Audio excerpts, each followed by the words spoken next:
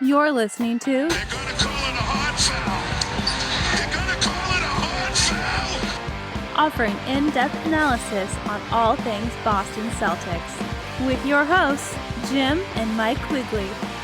You are listening to Hard Foul with Mike and Jim Quigley. We changed the name, but the content will remain the same. This will be a Boston Celtics podcast where we break down what happened the previous week and look forward to the following week. We are going to try to get more guests along the way. But, Mike, let's get right into it on this. So wait, we're officially not called King of the Fourth Quarter anymore. We're called just Hard Foul. Yes. Yeah. Okay. All right. I didn't know. I knew that our entrance music had changed, which was really good, I think.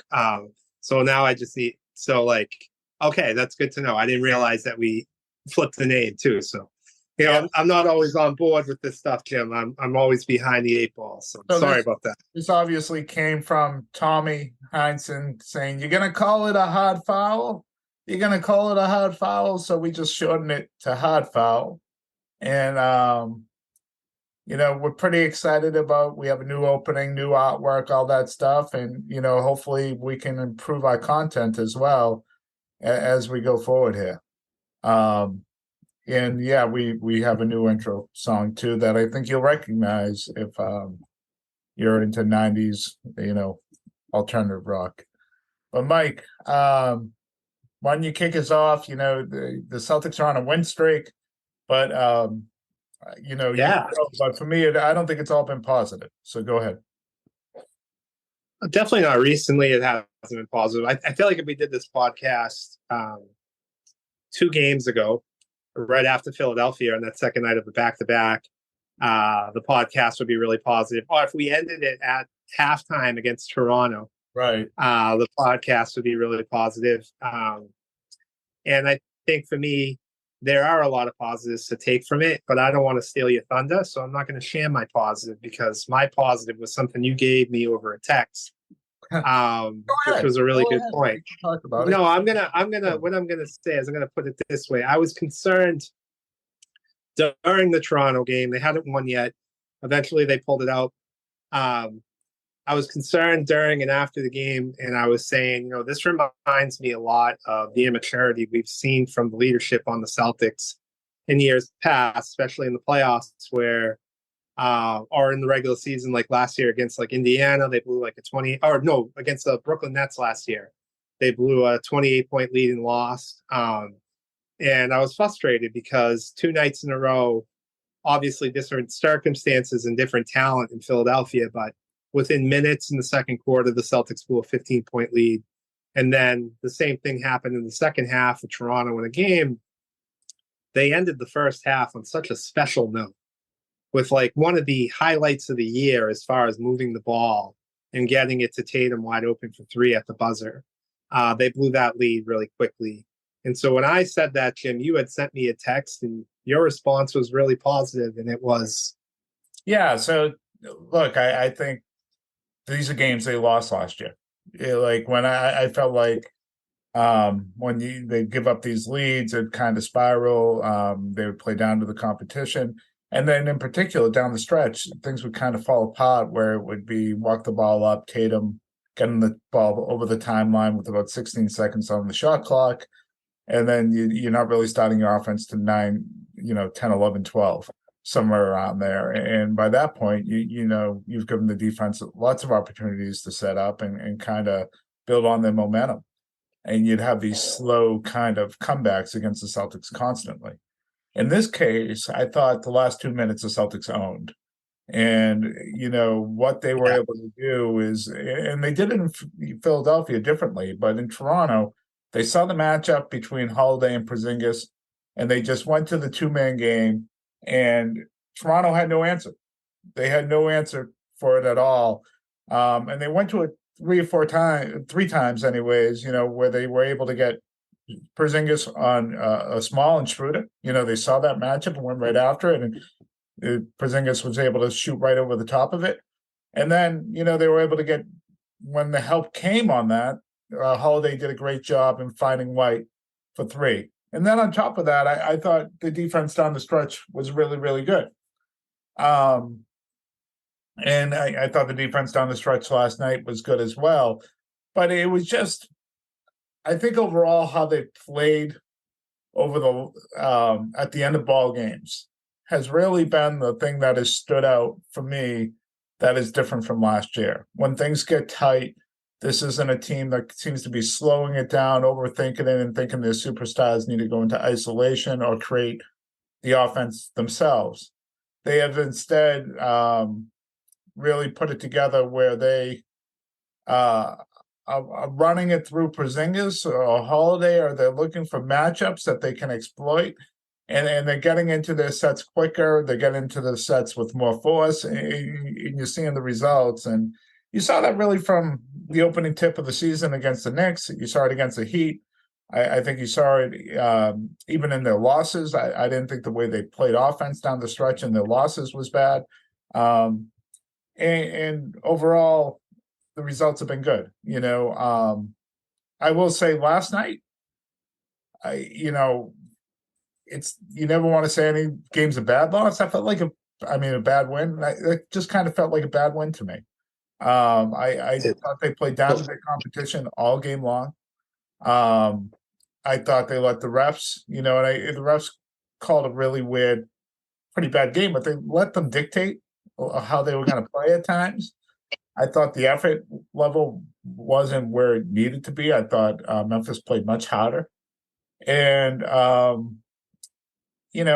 I thought there was some questionable coaching decisions too. So just on the whole last night, it wasn't a great game. Now that, Missoula is right. There's 82 of them and these things happen. But from a team that's going for a championship, I don't want them to take nights off, especially early in the season. You can have time late in the season if you put yourself in good position to have nights off. I want to see them put teams away, and that's why I do find, even though Charlotte's another bad team, but they've been playing a little bit better. For the first time, they've kind of got decent health in about 2 seasons, where they have 7-8 man rotation going over the last couple of weeks. I want to see how they come out tonight, particularly in this first half, and really play with a lot more force, a lot more energy. For me, go ahead. Oh, go ahead. No, I was going to talk about how Memphis defended the Celtics, which I did find interesting, but go ahead. That's what I actually was going to touch on right now, is that what was interesting to me, kind of worrisome to me, was that Memphis came out, played very physical with the Celtics. They were taking away the 3-point line. The Celtics had the paint available because of the size advantage that they had and how slow Bismack Biyombo is just to covering really anybody when driving to the paint. And I thought that because of the lack of whistles that the Celtics were getting, and then the frustration over offensive fouls, that we saw a little bit of a timid team down the stretch. And I think we've seen examples of the Celtics struggle with defense like this in the past, especially with the Miami Heat, handsy teams that get away with it because they do it so much. So Celtics ended up shooting 26 free throws last night.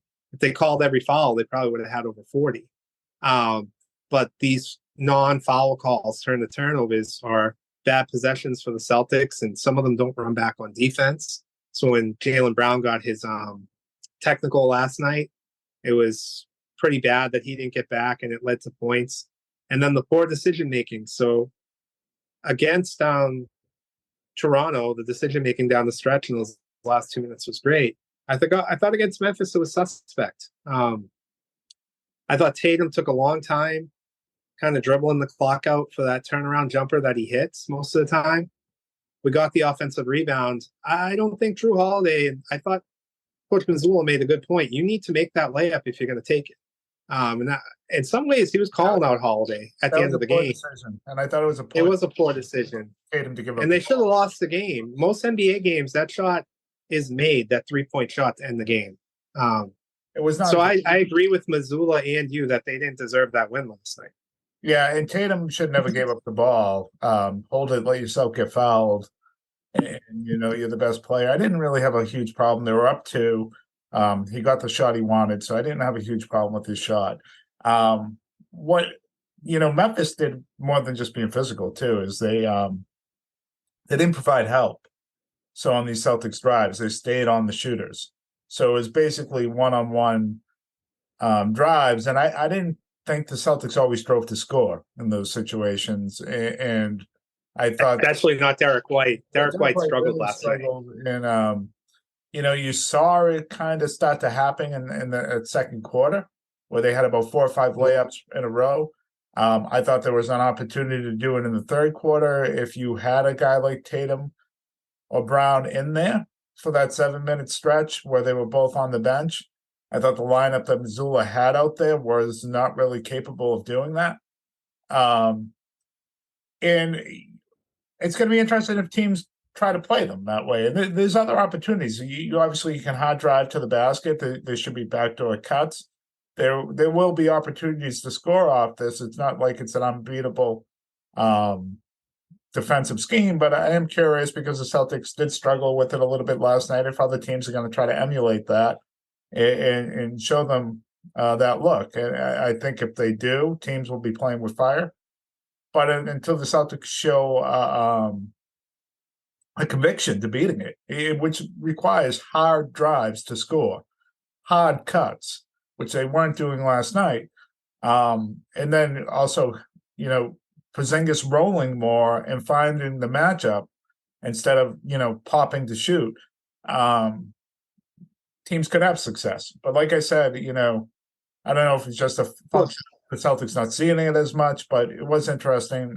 You hadn't seen a team play that style where they don't help at all this season. Well, the other frustrating thing about last night too, especially in the second half, I didn't blame Porzingis for popping out because he's posting up guys in the paint that are over a foot smaller than him, and the guards on the Celtics and the forwards on the Celtics aren't getting him the ball, which is just crazy to me that in the first half, every time we went to him on the block, even though like the shot looked wicked off sometimes, it was going in. He was getting whatever he wanted, and they just weren't giving them the ball in the second half. That was frustrating too. I thought the decision making on offense, they were once again more relatable to last year than this year, making it harder on themselves. Whether it was Jaylen Brown dribbling to nowhere, a lot of that stuff was coming up again last night, and I think it's related to that physical defense. When we saw it a little bit against Minnesota too, I remember bringing that up. Anthony Edwards getting up in Tatum's chest impacted him quite a bit. And I think this is the next step for them. They don't handle that ball pressure very well. Yeah, Tatum still had a nice night against Minnesota. I thought they, not all their shots dropped. And Minnesota deserved credit for, making it tough. But I didn't feel like it was this. I didn't feel like they weren't playing with conviction or, making hard drives or finding the right play and the right man. The great thing about the Celtics team is everyone wants lots of passes. You don't need a ton of passes if you find the open man because they're all capable scorers and shooters. So you can have a one-pass possession and it'll be a good possession because of just that high level, especially the starters. But you have to play with conviction. And there's been twice this year that I don't think they've done that on offense. For a sustained time. It was this game, and then I thought the second and third quarter and the loss to Philadelphia, where they, didn't even have any paint touches at all, and they just let Embiid dictate how they were going to play. So they're all learning experiences. Can I talk about the positive from this win streak? Yeah, I think we should because I didn't see anything positive last night. So let's talk about the positive, other than Porzingis. Porzingis was great. Well, yeah. Sam Hauser last night was great. 5 for 5. And the one guy they didn't got from 3. They got it everyone else from 3 except for Sam Hauser, which I don't know. And I really think that Holiday, White, and Tatum. Brown, it's like I can't expect this from him. But those are the 3 guys as decision makers who are the best decision makers on the team. They have to realize when a guy like Sam Hauser is as hot as he is to continue to run action to him and get him the ball. six shots for him last night, going 5 for 6. That's not enough attempts for a guy who shoots that well in a team that's struggling offensively. And his shooting during the month of November is second only to Steph Curry in the NBA, not just in percentage, but as well as makes. Really, he's been terrific. And another guy that I think he's not a guy not that so much for himself though, so he has to be open within the flow of the offense to get him the ball. He can't. It's not one of those things where you're just getting him. But that's not what I'm. Yeah. Like if you watch Miami, for example, when Duncan Robinson's hot, they're running plays for him, getting him the ball off sets, some screens, running off screens to get looks. But the other guy that I think, offensively has been struggling. It's picked up a little bit offensively, but just his energy and defense off the bench during this win streak, Peyton Pritchard deserves a lot of credit. Yeah. I think he was horrible to start the season, and his on-ball defense, especially against the New York Knicks, I mentioned on the previous pod, I just feel like he brings that every night. Yeah, he's been really. That's needed. And the other guy that has shown like he's getting more and more comfortable as this goes on, and his decision making has improved. And I say this after I thought last night his defense on Bane was really poor, but Holiday, has been really, really good. The Philadelphia and the Toronto game, he was excellent in both games. His decision making has been almost perfect. He continues to be harassing on the offensive glass at times. He's captaining the defense, and he's the one that's calling out going into that 2-2-1 press. That's his call every time. I love how he does it after timeouts because it just completely gets the team out of the set they wanted to be in. You could see it early on what he's going to bring to this team, but over these last 4 or 5 games, you can really start to feel his presence on the court on both sides all the time. And I think it's a huge step. Another guy I've been really hard on for his sometimes lack of intensity is Luke Cornett, and I just want to give a shout out that fourth quarter against Philadelphia. Up these bench guys that might not even be rotation players on other teams. Yeah, but his fourth quarter, I thought against Philadelphia was huge. The big part of the reason Celtics won that game. I mean, he's Luke Cornett. He is what he is. He's a tall 7-footer that against some teams is going to be effective, and against other teams he's going to really struggle. Yeah, and that's not so much. I don't have my issue isn't Luke Cornett. My issue is that I would like the Celtics to think about a high intensity, either forward or center that can come off their bench. Someone, he's not going to be as good as Paul Reed, but someone who brings that kind of energy and effort when they come into the game. That's a little bit different than Luke Cornett can be really timid. It's just not his strength. So I think there's an opportunity to upgrade that position on the roster. That's all. Well, they definitely have some ability to go out and trade for a bench guy depending on salary. You wait for the buyout season to happen, but you wonder how appealing they're going to be to a buyout player because there's not going to be a lot of minutes. Maybe a little bit for a big, but not a ton. So hopefully they can improve upon that. But it's one of those things that just get you through the regular season anyways, because either that guy, whoever that player X is that we're talking about, or Luke Cornett, they're not going to be playing in the playoffs anyways. So hopefully, if they are, that means someone's hurt, and which is not good, obviously. So Mike, huge week, really. I think tonight's very interesting against Charlotte. To see how they respond after last night's, I thought was their worst game of the year. So really interesting week starting with Charlotte. And then Wednesday night, and Mike, I don't know if you can hear me because I lost you there for a second, but Wednesday night, is a real big one at home against the Bucks. First time we're going to see Dame Lillard and Giannis together. And I expect the Wednesday before Thanksgiving is always a big drinking in this state, in this town, and so I expect everyone to be kind of lubed up at the Garden, really loud, ready to go, and it should be an awesome atmosphere there the night before Thanksgiving. Yeah, it should be. It's a great game to look forward to, and I'm sure we'll have a podcast right after because it's probably outside of Philadelphia, the biggest game of the regular season so far for the Celtics. Highly anticipated, expect an intense environment. And I definitely expect Milwaukee to show up. It's Adrian Griffin's first big game as a coach. So, yeah, it's definitely a big regular season game to look forward to. Hopefully everybody's healthy and playing, because I feel like over the last couple of seasons, when we play Milwaukee, in the regular season anyways, there's always somebody out. So Yeah, for both teams, right? For both, yeah. it never seems like you got a full tilt when these two Yes. teams play. Mike, to close, I know there was no homework on this, so this is just catching you off guard. But if you were going to give a power ranking NBA top 5, what would it be?